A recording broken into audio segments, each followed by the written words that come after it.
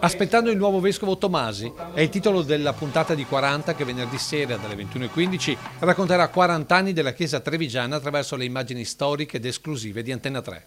Partiremo dall'evento storicamente più importante per la diocesi e per la Marca tutta, l'arrivo di Papa Giovanni Paolo II a Riese in ricordo di Papa Sarto.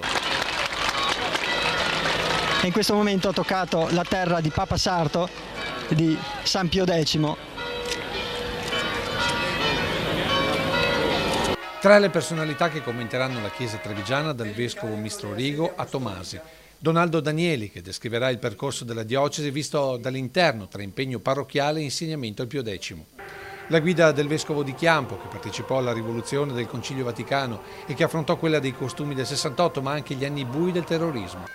Poi il nuovo pastore da Lodi, che ancora oggi da emerito condivide la città con il secondo ospite di 40, quel Giancarlo Gentilini che di guide diocesane ne ha conosciute davvero tante, partendo da Monsignor Mantiero, vescovo della guerra e del bombardamento del 7 aprile 44, per arrivare a Monsignor Gardin, con il quale non nasconde la sua differenza di pensiero.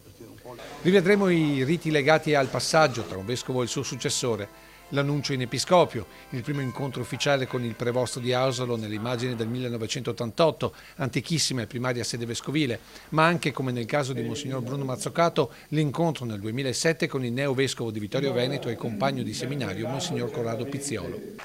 Voci, volti e soprattutto emozioni di una delle tante vicende trevigiane che solo le immagini dell'archivio di Antenna 3 riescono a raccontare. Commentate al termine di questa puntata speciale di 40 da Andrea Passerini, una delle penne pungenti che dall'inizio degli anni 80 hanno fermato su carta la storia di Treviso e della sua provincia.